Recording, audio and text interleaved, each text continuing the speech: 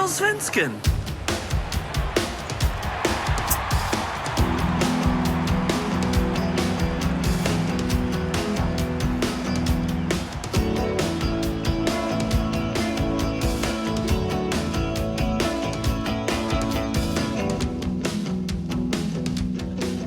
Hello, everybody. My name's Andy Woodfine, and welcome to another episode of What the Fuck is Allsvenskan?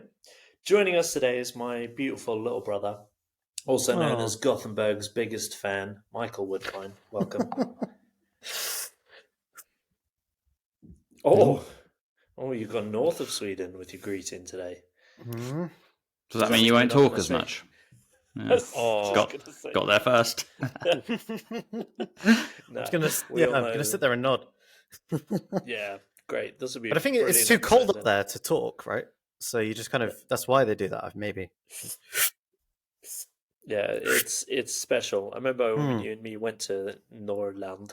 It was interesting. It was an experience. Well, we did feed the reindeer though, so tick that off the bucket list. Yeah, we spent 8 hours trapped in a snowstorm on a train.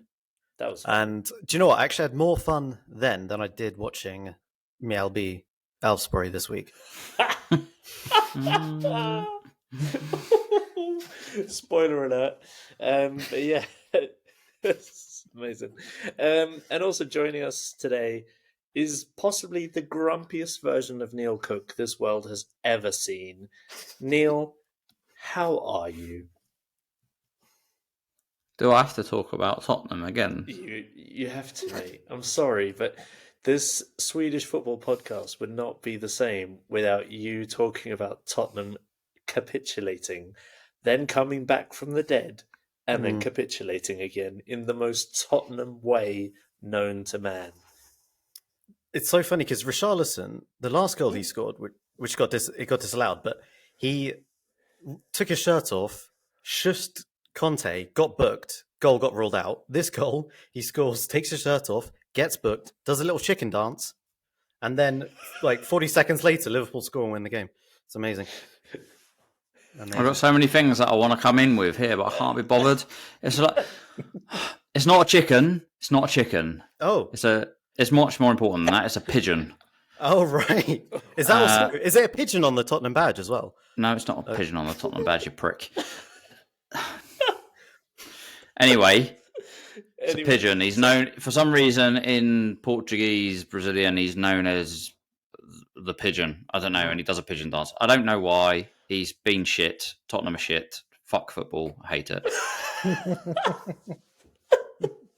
Oh, it's so much fun. Not even us throwing away the league title against Man City can stop my joy. But wait, I've got to jump in. Sorry, no, I've got to jump in. Can someone please explain to me how Jota can studs up someone in the head and not get a red card? Can someone please explain this to me? Someone watch it and tell me that it's okay. If someone gets a red card for studding someone in the shins, someone should get a red card for studding someone in the face. Yeah, I'm sorry, I can't explain it, but I'm going to say it's just it's Tottenham, isn't it? And then he scored the winner. Yeah. Go figure. Anyway, Go figure. Enough. All right, okay. All right, even I feel a little bit sorry for you, Neil. That's never happened during 10 years of friendship. But yes, Neil is with us today. Like I say, this is the grumpiest version of him we've ever seen. So let's see how. I'm not even said hello yet. Yeah, exactly. You want to say hello, Neil? No. Let's transition then smoothly into our highlights of the week. Mike, why don't you kick us off? Okay. My highlight of the week is the Degerfors stadium announcer, who managed to shout goal for 35 seconds after they scored their winner against Animal Park. That's an incredible set of lungs. I tried to do it myself, and I got to about 16 seconds, and I was dying. But he's doing it loud. It's a real talent. Does he work part-time in Syria A or something as well? Yeah, because they it's scream, even longer than those. He's going and going and going. Yeah, Jesus. All right, well, I didn't find time to watch the Degerfors match, unfortunately, but I'm definitely going to have to go back and check that out because that's, like you said, that's some good lung capacity there. Nice. Neil, did you find a glimmer of hope in this week of despair?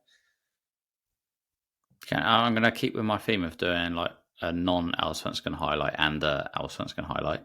So my non-Allsvenskan highlight is that my 15-year-old daughter scored a better free kick than any Tottenham player has done in the last 13 years of me watching them play at the weekend. You sent me the clip. It was top bins special. Yeah, it was ridiculous. Yeah, ridiculous goal. But so that was fun for me, for sure. And then a bit of joy there. And you know what? I'm going to add this in there as well. Today, she had another match where it's sort of a local derby, and she scored equaliser in the 87th minute, and the whole place went nuts. Clutch.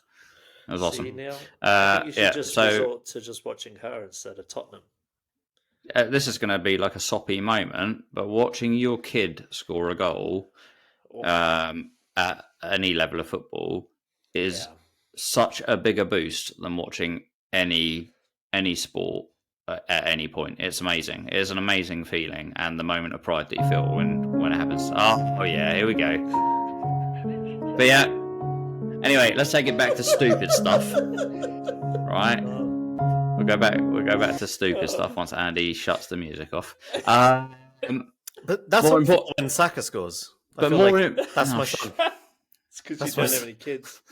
There's a lot of issues with what you've just said there, Mike, and I'm not sure I'm going to get away with saying them. But more importantly, I got over the average score on fantasy football in Allsvenskan this week, so I felt quite good about that. And you're not bottom, Neil. No, there's some ridiculously rubbish Swede who's below me. It feels great. Although he's played 1 week less than all of us, but yeah. Okay. But aren't his scores still counted from week 1? No, he only added his team second week. But hey, Neil, you're still not bottom, all right? I'm like this podcast is going to be me trying to find silver linings to your life, Neil. So you're not bottom. You scored over the average, and I mean, you used your wild card week 3 or 4, but still, it's progress, mate. It's progress. I had a silver lining, and you took my thunder from me by playing that music over the top. Oh, that was beautiful. You say you're my friend, but I don't know. Mate, it added impact. She's going to love it. Yeah. She's going to love it. Anyway, Malmö Hammarby was the joyous occasion that we got to watch. And surely, Neil, this game cheered you up. So before we jump into the review, I want to hear your 10 words or less review of the match. Let's go with... Actually, wait, hold on. Before we get into the 10 or less review, there were 4 people that messaged in saying that one of them was my wife. Does that still count? No, and that's exactly the reason why I said if more than one person, because I knew your wife was going to write in and vote for you. So there were 4 people who said that Neil was robbed last week with the psychic octopus, and 3 people who said Neil deserves to win no matter what. So 7 votes for Neil. I think we're at 2-2 now, Mike. So, oh my god! There are 7 listeners to this podcast. 7 out of I've got some beef with now. Seriously, 7 out of the million of listeners to this podcast. That's correct. Have sided. Oh my god! It's about 3.5% of our listeners have a problem with me. Yes, the maths adds up. But yeah, Neil, it's 2-2 now. So again, silver lining. See, I'm in a giving mood today. I just feel. But you're going to take it away from me in a minute. Please. We'll see. But I am very grateful for those people that wrote in. Yeah. I'd kind of like to see their comments at some point. Yeah, I might say. But yep. Good. So let's jump in. Mike, do you want to kick us off? Actually, no. Yeah. Neil, do you want to kick us off? I realised that last week, in the world of Andy, I'd gone a little bit too far out of the box. So I have to keep it more normal this week. Okay. Apparently. So I've gone with Rydström's Organised Chaos beats Cifuentes' Calm Collective. Ooh, that was very straight down the line. What you've done there is you've summed up the game in 10 words or less. I've actually. Yeah. First time on this time.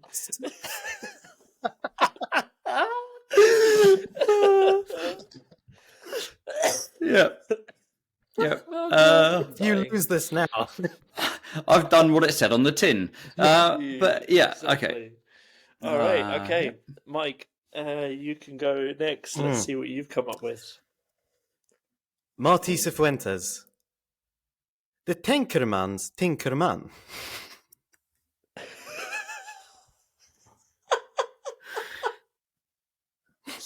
Oh, that's good. The irony to that is that in my review for this match, in my notes, I've called him the Tinkerman on multiple occasions. Symbiosis. I've done the same thing. Like we're related. Yeah, maybe. Yeah, that makes it 3-2 to Mike. Neil, you're back at the bottom again. Congratulations, Mike. Congratulations.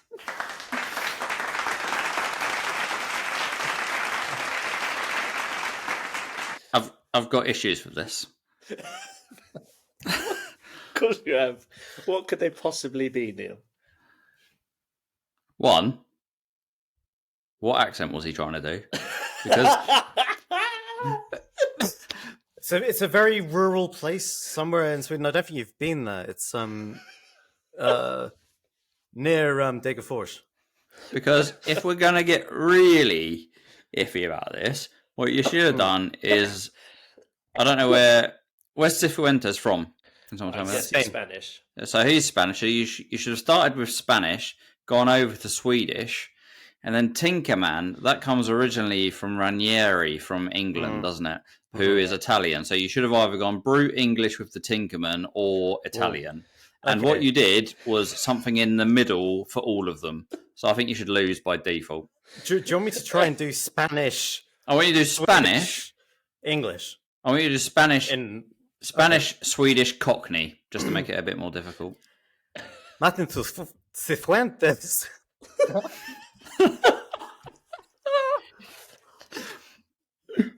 Martin Cifuentes. Tinkerman. Tinkerman. I'm dying.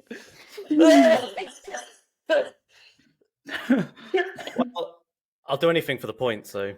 Oh my days! My eyes are streaming. You can have them. You can have them for how shit it was. Take your fucking point. You would have won them anyway, but you've just nailed that one. Martin Cifuentes. We will talk a little bit about his antics a little bit later on in this review. But 3-2 to Mike. Congratulations, Neil. You're back on the bottom, and let's move into the match review. Before we get started, talking about the actual football. How unbefucking-believable was the atmosphere at the start of the game for Malmö and Hammarby? Both fans turned up, and it was almost like there was a bigger battle in the stands of who had the best fans versus who had the best football team, because that was almost decided before the game. But it was unreal. Before the game even started, did you guys see that the Hammarby fans, when they entered the arena, they set off like 20-plus bangers into the stadium. They came in with flares and flags. It looked like a scene from Braveheart, but if Braveheart was set in like 1970s Birmingham, and there was just like proper English football. It was really impressive. But if those Hammarby players turned up on a battlefield in Braveheart, they would have got their asses whooped within 3 seconds, wouldn't they? Yeah. I think Simon Strand would be the only surviving person, and he got subbed off at half time. But yeah, I could see him in Braveheart, to be honest. I could definitely see him in Braveheart. Freedom! But yeah, no, it was the fans were awesome. Hammarby's first half performance less so. But yeah, it was interesting. So, what was your guys' take on the game? That Hammarby turned up for 15 minutes and then went home again. I think they were okay for the first 15 minutes of the game, and then they weren't anywhere close. Even if they got the couple of goals in the second half, they weren't in the match at any point. They were terrible. Yeah, there were some tasty tackles in the first 10 minutes, but Yeah. I think the referee handled it really well. I mean, we had Mr. Immaculately Groomed himself refereeing this game. Yeah. And he was looking fresh. The fade was on, and he was not troubled by that. But yeah, Although, how did Seaman Strand not get?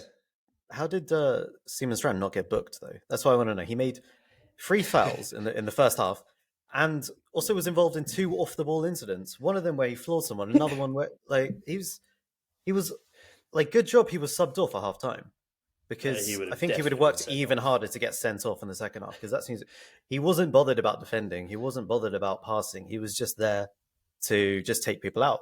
That's all his mind was on. It was a shocking performance from him.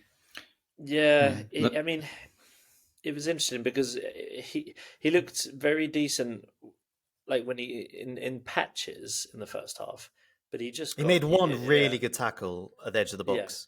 I think it was on Anasi. Exactly. That was superb. But other than that, he just looked on a wind up. But they took off a few people at halftime, didn't they? Techie went off as well, didn't he? 4 substitutes at halftime. Hold on. Yeah. But did you see that? Well, first of all, I mean, let's run through a little bit chronologically. The first goal for Malmo, Nanasi slicing through the defense. Oh my word, that was Burkamp like levels of like a touch, because he managed. That was accidental. Players, was it? You think that was accidental? He's tried to pass to Tallene, and Tallene isn't on it, and the defenders followed Tallene, and then he's just wide open through. He hasn't meant to do it. Because I was wondering, he makes the run as soon as he touches it, he runs forward. It's because you're supposed to follow your pass. You're taught it from 4 years old when you play football. You follow your pass. That's what he's done. And he's just got more pace than the rest of the people on the pitch, so he's got to the second ball. But it was a bit of a communication mix-up between was it Kurtulus and Dovin. I thought he got there first. I thought he'd absolutely FIFA'd them. But it was Kurtulus's tackle that landed at the feet of Vecchia, and he's just. I mean, it's. Okay. It wasn't the greatest of finishes, but when there's 3 people on the line, it's not an easy thing to do. So yeah, because I think the assistant waved for a penalty if he hadn't put it into the net. Oh, really? I thought Nanasi did get it out. I thought Nanasi played the pass. Oh, did he? Oh, well, maybe I missed that. But yeah, proper FIFA. I could be wrong as well, but yeah. I did think, actually, speaking about Simon Strand, him against Bussanello on the wing, that was quite a fun little matchup. You got the mad Brazilian left back versus the mad Swedish right back. That was a bit tasty. And then the second goal was an absolutely sensational ball in the box from Bussanello. It was so good. Smooches McGee powered over Penis at the back post. It was 2-0 before you knew it. It was really, really well played. For sure. His third goal for the hat trick is Italian. That 360 spin and finish was brilliant, and he's now got 8 goals in 5 games. Yeah, 5 games. But for that goal, did you see Vecchia? His bit of skill on the wing. Yeah. Oh yeah, to get around the player. Yeah, he backheeled it onto his trailing foot and then through the legs of a Fengler, I think it was. It was absolutely filthy. So, for those people who do play FIFA, like that is one of the skills on FIFA. You flick the right joystick forward and back real quick, and it'll pull that skill off, which is one of the most useful skills on FIFA, but also one that I've never seen in a live football match before. I agree. And I saw it when Vecchia did it, and I thought, oh, he's meant to do that. That's bloody amazing. Like, well done. Absolutely sensational. It is every 9-year-old in the world playing FIFA, beating me on FIFA Ultimate Team, does that skill. And it's, as you say, I've never seen it in real life. It's almost Neymar-esque, but it came from Vecchia, who doesn't look like he should be his quality, though. His quality. Yeah. He surprised me for sure. But I don't think we've made enough about of the fact that, Andy, you lost here. You lost in the what the fuck is Allsvenskan derby. Neil, I'm surprised you're still green. I thought you'd be pale blue up there by now. No. I mean, see, I think my favourite part of this game was Hamby going 3-0 down and their fans not pouring out the stadium. Neil, Tottenham. And they stayed to support their team where other fans would have left the stadium. and demand a refund as well. Yeah, and demand a refund. For the Newcastle game, they got a refund. Yeah, the reason the fans are still there is because they've set off so many of those smoke banger things that they can't see what's going on. They're just there aimlessly cheering their team on, but they haven't got a fucking clue what's actually happening. Half of them don't watch the match anyway. They're all just boozed up, shouting crap fucking chants, and then throwing smoke grenades. It's fun. It's fun for people around who are actually watching the game. But I don't know. Yeah. Like, I bet half of them don't. I bet half of them didn't see any of the goals.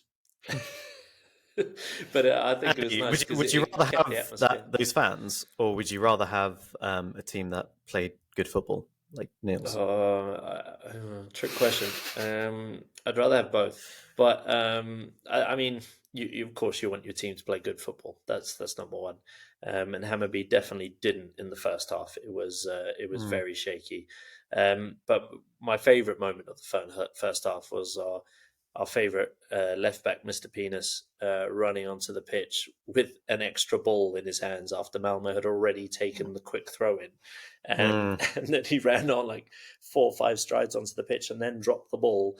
But Malmo took the throw in before he'd even got back on the pitch. So it was a very strange decision. I mean, it was a decent. Did the ref stop the play? No, I think he wanted the ref to stop the play. That was his, right. There's been a viral video going around of the Belgian league, I think it was. Exactly. The goalkeeper throwing the ball back on the pitch. Yeah, and he got commended for it. So Penis wanted his Instagram moment. However, the immaculately groomed ref wasn't having any of it. He let the play go on and then came back and booked him, which I thought was actually sensational refereeing. But yeah, he didn't get away with it. But then going into halftime, our good friends at Discovery Plus tried their usual halftime interview bullshit. And okay, all right, your team's losing 3-0 and you want to interview the team that's down 3-0. You don't choose the psychotic right back, Simon Beach, as the person you're going to be interviewing. So they tried to get an interview with him and he just absolutely mugged them off and stormed down the tunnel. So he didn't turn up for his interview. That's exactly what every player should do from now on. Right. I mean, what are they going to ask him? Sorry, Mr. Beach, how do you feel about the first half? Well, it was fucking shit. We're 3-0 down. Like, what are you going to ask him? Yeah, you made a lot of errors there, Mr. Beach. How does that make you feel?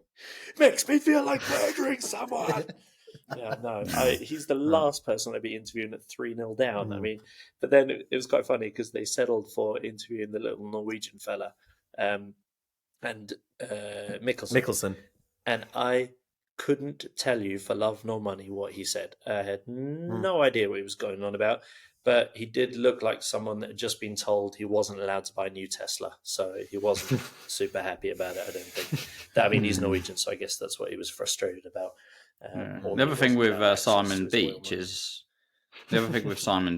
that he spent the first half watching Vecchia take the piss out of him, so he's definitely not going to be particularly keen for that interview, is he? No. Ridiculous. But just before the third goal went in, Tinkerman himself, poor man's Pep, or Mr. Ranieri himself, was trying to make 2 substitutions at 41 minutes. But then they scored the third, and he just went, fuck it, I'll sub half the team off at half-time instead. 4 changes at half-time, and it worked a little bit, I think. It worked. For some, it looks like also Djukovic, who he was terrible in the first half. Yeah, absolutely terrible. Second half, he was really good. It looks like they subbed him on for a better version of him as well. I know what happened with him though, or I think I know what happened with him. They finally worked out that you can't have the slowest player on the pitch playing as a left winger, and they moved him more central. Because it's hilarious trying to watch him run down the wing. It's one of the worst things I've seen. It's crazy. You may as well get like a 48-year-old Gary Neville doing it.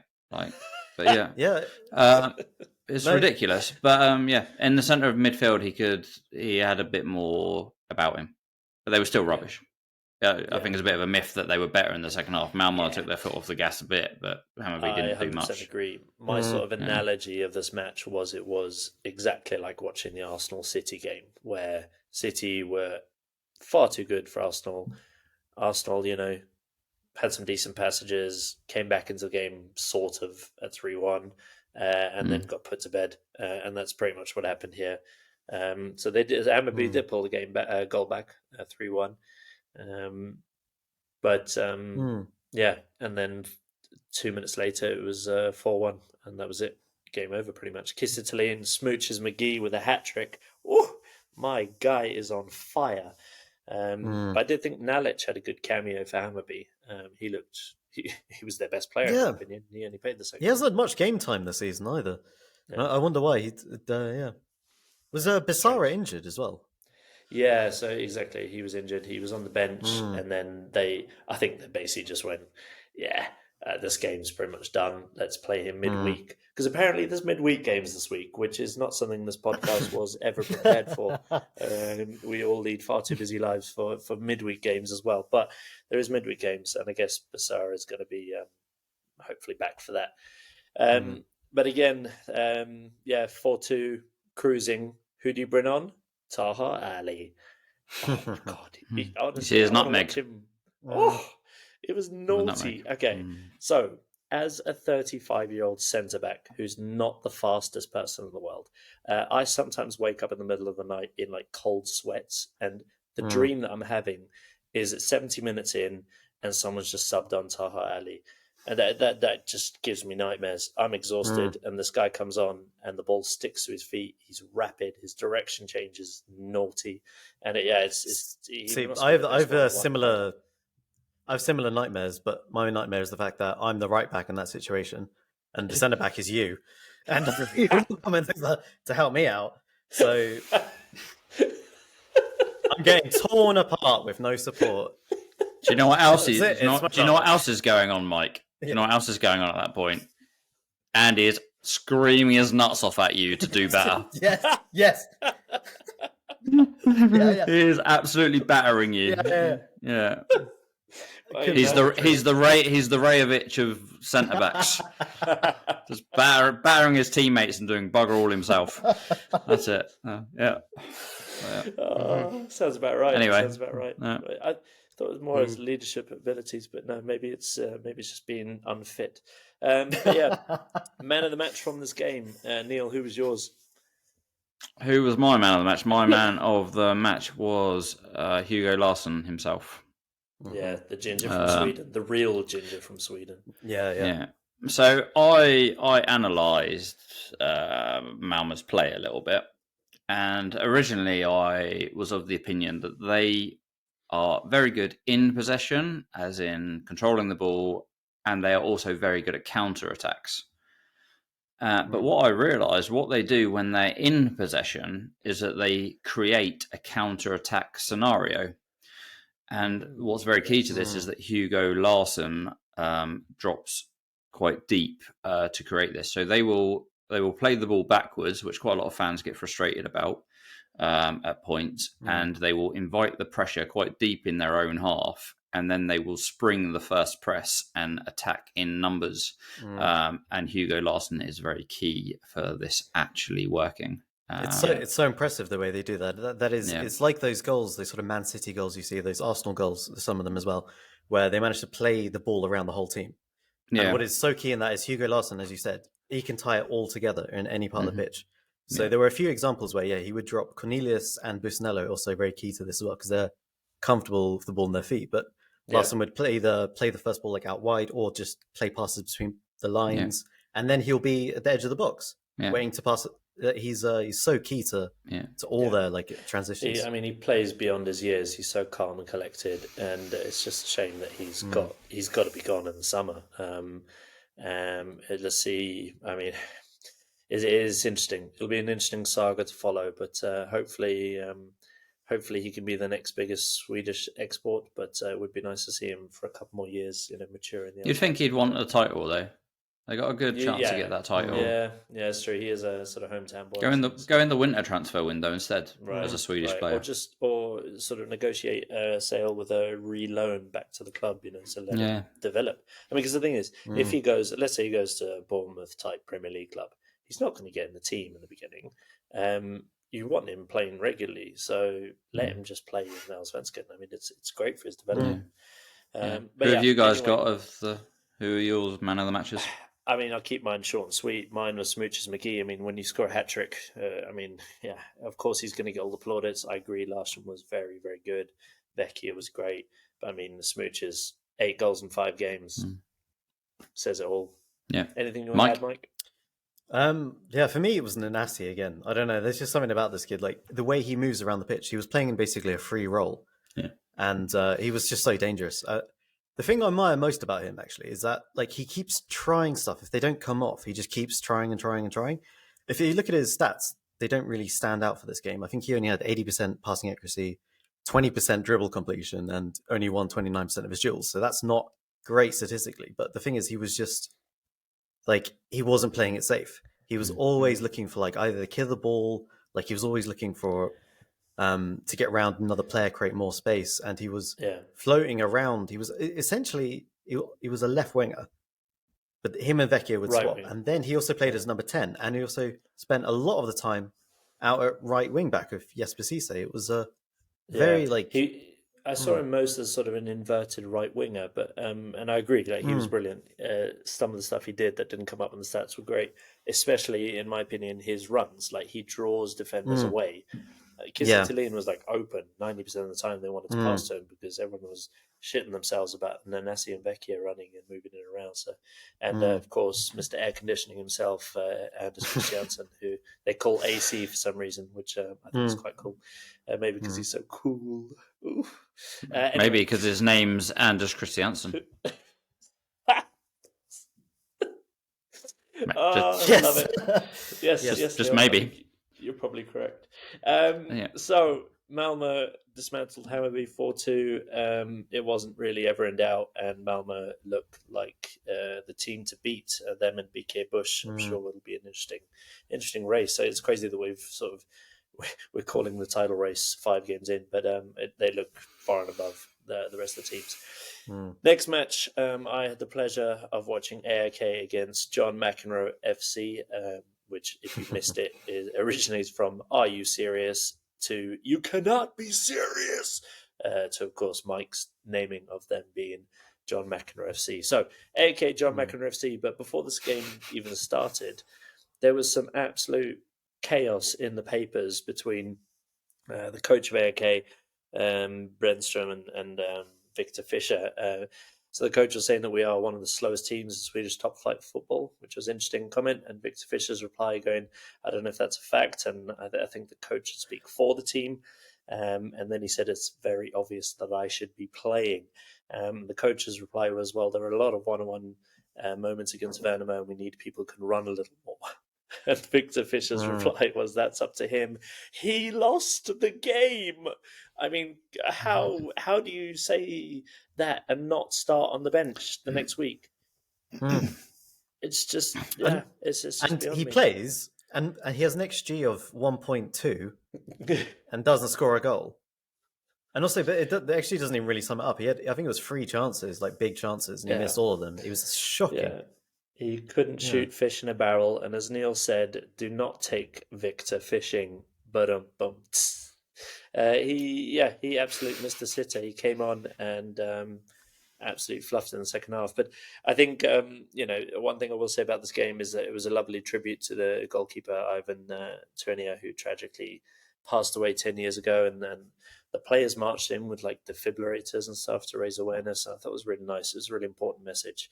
That people know about them and are trained how to use them. So they put up this website on ivanminuten.se and see how you can proactively save lives. I thought it was really nice, touch of class, and the fans were brilliant. Back to the football, I was looking forward to seeing Abu Bakar Keita starting because he was sort of their saviour the signing to save their centre defensive mid role. He was all right. It wasn't super special. AIK's performance was pretty bad, and he was just part of that. But he looks like he could make a difference. Unfortunately, Papadopoulos was injured, and that's a shame because he's always got a mistake in him, and he provides some entertainment. He reminds me of another mad Greek that regularly gave me heart attacks when he played for Arsenal. But Neil, the most important moment from this match, John Guidetti started. Did you see his half-time interview about the handball situation? It was good. It was good. And I completely agree with him. He was very. I thought it was actually quite calculated in what he said, because there was an early handball decision for the referee to make for Icor to get a penalty, and they asked Guidetti about it, and he said, and he basically said his arm is away from his body; it's not in a natural position. The ball does not bounce off his body and hit him in the arm, so I don't see why it wasn't given. And I fully agree with Mr. John Guidetti himself. It should have been a penalty. I totally agree. Yeah. And it was interesting. And they actually interviewed one of the John McEnroe players before that. And their final question to him was, how did you guys manage to turn the AIK fans against their team as your manager wanted at the beginning of the game? And his reply was, I think the ref did that for free at the end. Nice. Absolutely amazing. I like the honesty. Yeah, it was brilliant, and that's refreshing. So for once, the halftime Discovery Plus interviews actually delivered something. But I think the best way to see if it was actually pen is to check the players' reactions. I think, Neil, you and I talked about that a lot before. You can tell by the reactions of the player. The number 6 was serious. He was halfway down the tunnel. He was he looked as guilty as I do when I'm sort of sneaking the sweets from the kids' sweet. It was Matteson, right? Who was the handball? Yeah, and it was it was a bad decision. He looked straight at the ref as soon as he did it. Looked at the ref. Exactly. So, AIK spent the first half playing a sort of game which is called get the ball to Versailles and hope for the best, and then they subbed them off at half time and actually looked much better. Victor Fisher, as we said, missed an absolute sitter. It was a decent save though by young King Charles. I think. He's a decent keeper, that guy.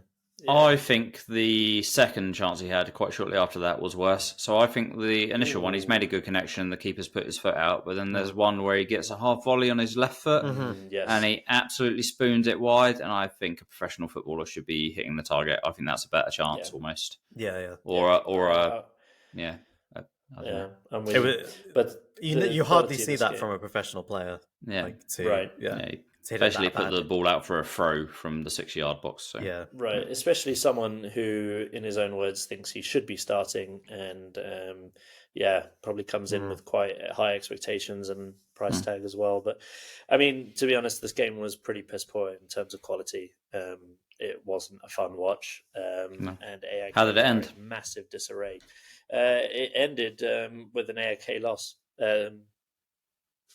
Sure. How did it end? 0-0. It did end 1-1, right? 0-0, right? Oh, okay. 0-0. Okay, we'll go again. How did it end, Andy? It ended 0-0, and no team deserved to win. So I think that was pretty fair. Okay, let's move on to another interesting game then, shall we? Yes. Let's do it. So I had Dandruff Village versus the Elves Fort. And as I mentioned at the beginning, it was less fun than being stuck in a train for 8 hours in a snowstorm.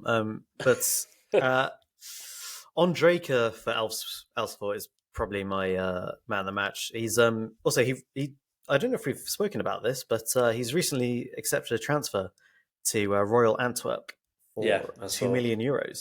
And he'll move there at the beginning of July. Another stat about him is he's played 80 games. And this was only the second time he's completed 90 minutes. Oof.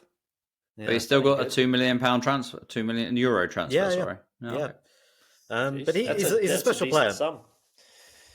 Yeah, and that should be good for Ellsbury. Hopefully they can reinvest that. Yeah. If they reinvest it, because they look really good at the moment. Yeah. Up until this game, maybe. They were okay, but it's just the whole game was so turgid and slow, and But Manchester United scouts were actually there, so that was quite funny. They were there watching Otto Rosengren, who I mentioned last week. Okay. And he didn't have a great game, which maybe that's good for Mjällby. Maybe they can keep him for a bit longer because he wasn't great. But also, all the fans in the stadium were wearing yellow and black because both teams play in yellow and black. So it was quite difficult to know which were the Mjällby fans, which were the Elfsborg fans. And they apparently got in a fight after there was really, as Football's Kanalen calls it, Sturkit på Strandvallen. Yeah, there was little bit of fisticuffs after a headline than that. Yeah, give it to Neil. Nice. But yeah, I don't really have the energy to describe the rest of the game. It was 1-0 to Elfsborg. It was, and I mean, Mjällby could have maybe scored again, but it just it was bad. Well, yeah, it was just a standard like whipping free kick headed goal as well, wasn't it? It wasn't anything much to it. Yeah, it's just a very standard goal. Yeah. I had Häcken Värnamo as one of my games this week. Yeah, it was definitely a bit more interesting, but I still think it was like probably the most predictable result of the weekend. Sure. If you're looking at it, but Värnamo do they're a little bit close to my heart. I like the way they play. Yeah. You said last week they were your favourite team to watch. Yeah. Maybe you need to change that colour in the background, Andy. Never. Yeah, I don't know. They lost 3-1, and then there was also another miss. There was a missed penalty for Häcken. Yeah, so Romero missed the penalty for Häcken, but this is the second time in this season that Häcken have changed their penalty taker during a match. Yes. Why? So they worked in reverse the last time, though, because I think they missed the first penalty last time, and then Traore took the second penalty and scored. And this time Traore scored the first penalty, and then they changed it to Romero, who missed the second penalty. It's obviously some sort of theory they've got, or they watched Harry Kane at the World Cup against France. But right. I don't know. I don't know how it is. But whatever the case, that's what they do, and it didn't really matter in the end anyway. But the best goal of the game was actually from Bustos of Värnamo. He cracked it in from outside the area. A Canadian-Italian player of the grand old stature of 168 centimetres, which brought me on to wondering if he was the shortest player in the Allsvenskan. And I was going to ask Statman Mike. He's not, but Värnamo do have the shortest player in Allsvenskan. Oh, okay. Yeah, and that's Jesper Dickman. It's a real guy, I promise you that. And he's 163 centimeters long. It's not great if you've got a small dick in your squad, is it? I think 163 centimeters is well over average. Okay. It is average, isn't it? Yeah. I thought it was average. Swedes are quite a tall. Let's get back onto normal stuff. Swedes are quite a tall breed, so it can't be that good to have a small squad. That can't be advantageous, I suppose. Do you want to know who the tallest player is? Yeah, sure. Let's go for that. Yes. This is Tim Malmström from Mjällby. Oh, really? Yeah. Okay. He's 204 centimeters, and he's only just turned 17. And he's been on their bench and also out with injury this season. So maybe he's suffering from growing pains. Yeah. I mean, how tall is this guy going to be? 204 and he's still growing. That is, I mean, is he playing the right sport? I mean, what position does he play? Centre back. Oh yeah, there you go. Then he's fine. Yeah. I think he's also the only outfield player in the top 5. All the rest are substitute goalkeepers, weirdly enough. Oh, okay, cool. Yeah, but that was basically it for the Häcken Värnamo game. 3-1 Häcken. They've won. They've lost one game this season. Otherwise, they're all for the wins. So I do think it is between them and Malmö for the title. Yeah. BK Bush versus Malmö. It's going to be interesting. We should definitely consider going to that game and seeing that. That could be a fun one. Right, I had another viewing pleasure spectacular of watching the Halmstad Bromma boys game. Now, I made a mistake in this because I watched this game the day after because, like everyone else in Sweden, I was busy starting fires in the woods on Sunday for Varberg, which is, first of all, a bizarre tradition, but yeah, bunch of nutters. And unfortunately, I watched this game after I'd watched the Hammarby Malmö game, and that was a mistake because that's like going on a night out to an amazing club, listening to some awesome music, and then finding yourself sitting in McDonald's at 5 a.m. alone again. Do you know what it is?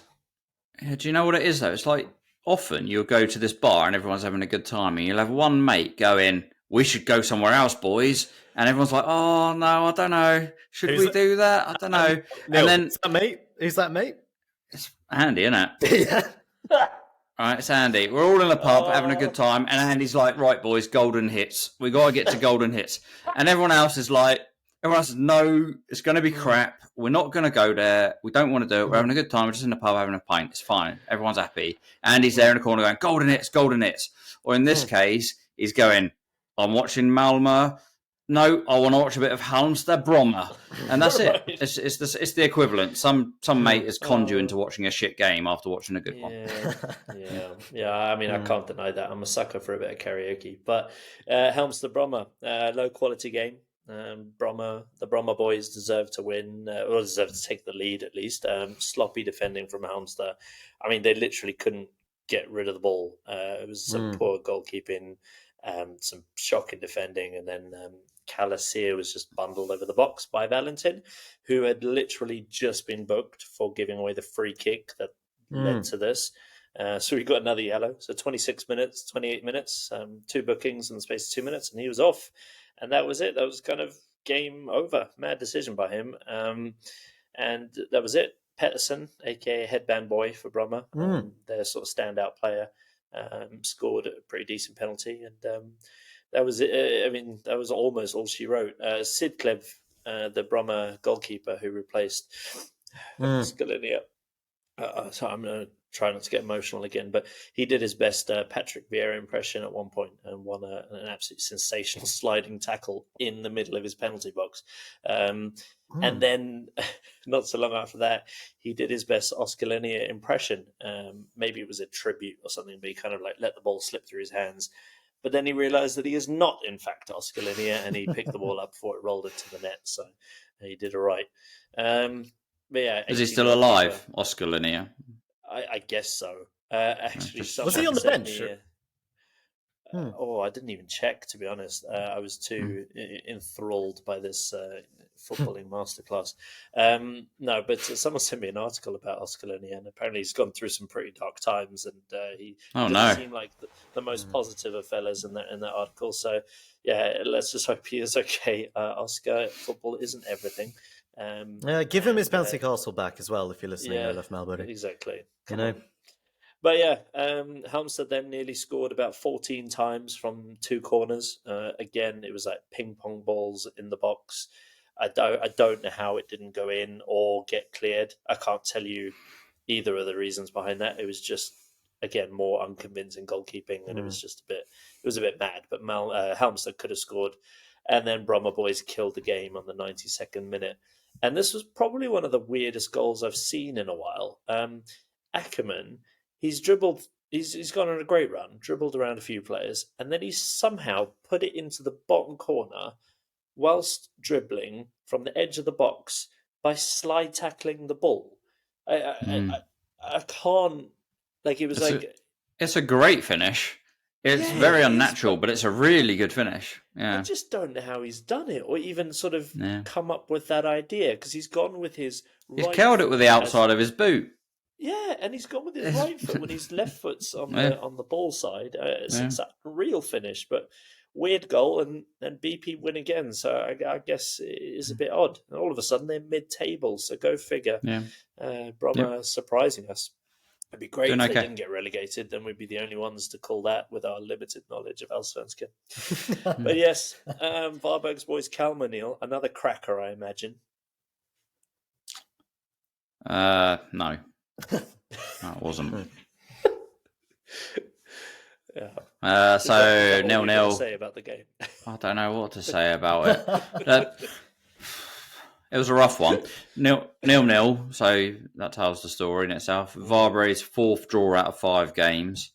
Varberg have currently scored 3 goals in those 5 games as well, so that can't be fun for the 4,500 capacity they have at their stadium.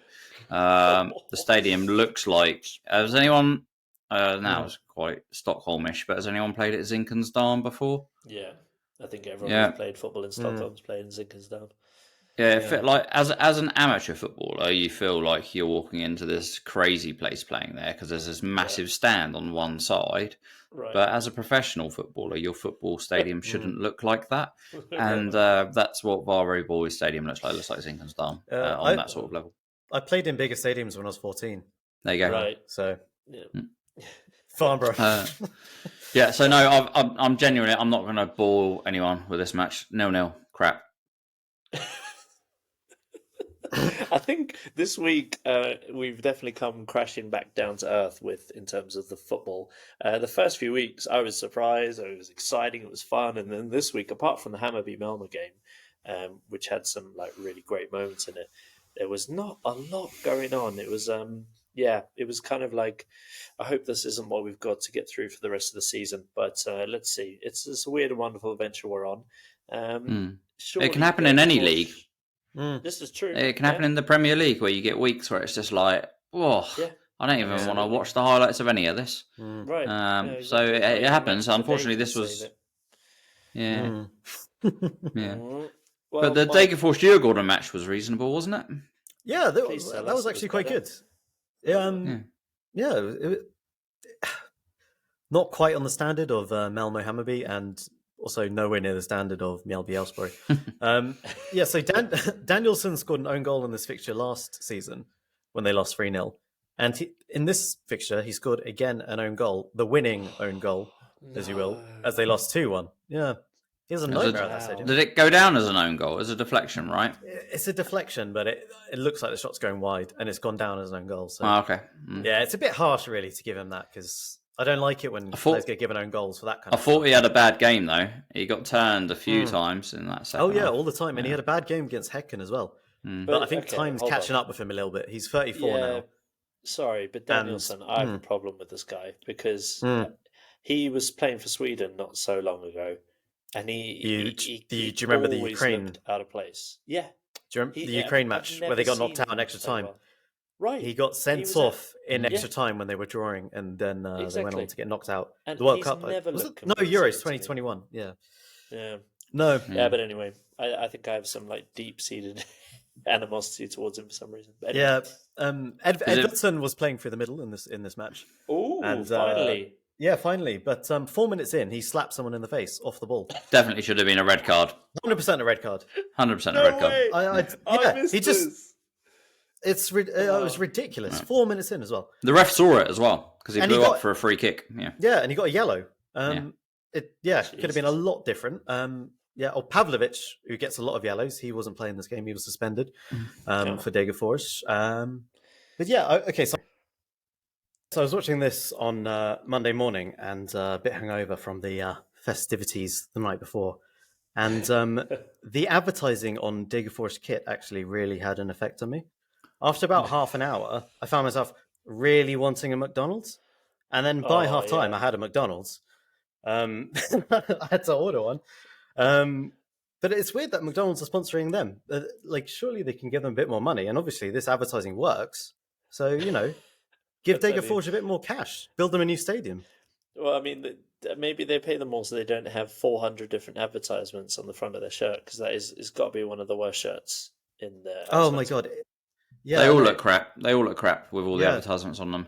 The cleanest shirts you can buy are the ones you buy in the shops, because they don't have every advertiser on them. To be honest, the advertising on the Degerfors kit did work, because I did end up buying a house to be built by Big Dialogue.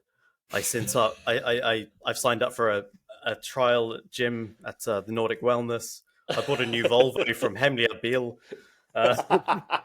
It is a weird thing, isn't it? Has anyone ever bought anything on the basis that their team is advertised by them? I don't think that's ever happened in my lifetime.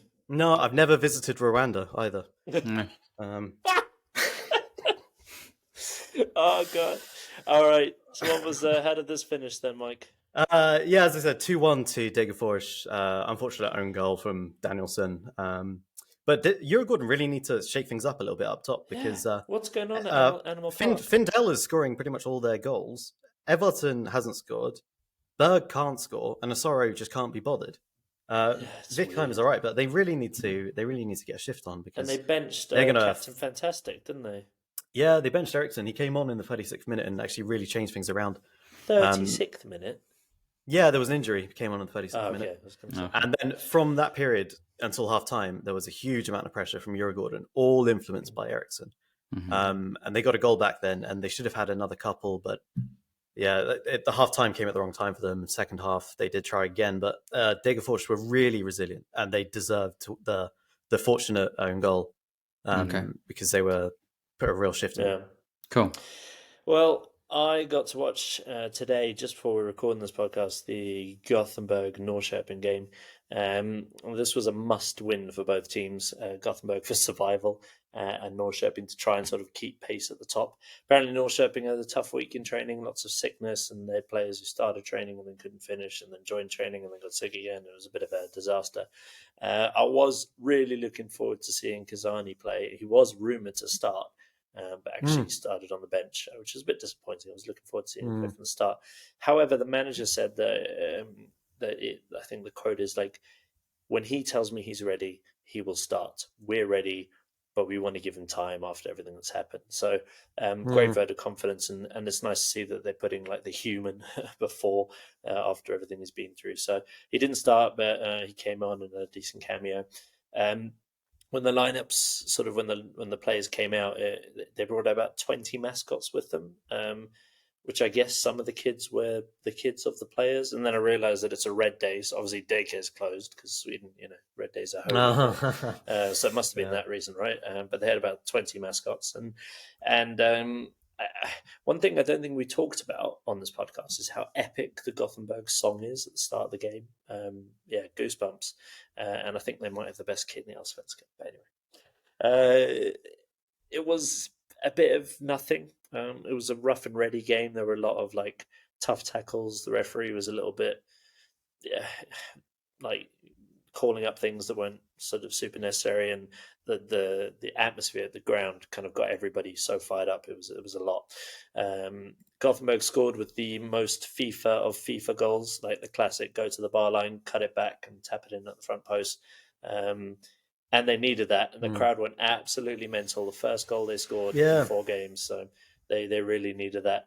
And then Gothenburg scored again 20 minutes later, but unfortunately it was at the wrong end. And they now have more own goals than goals scored.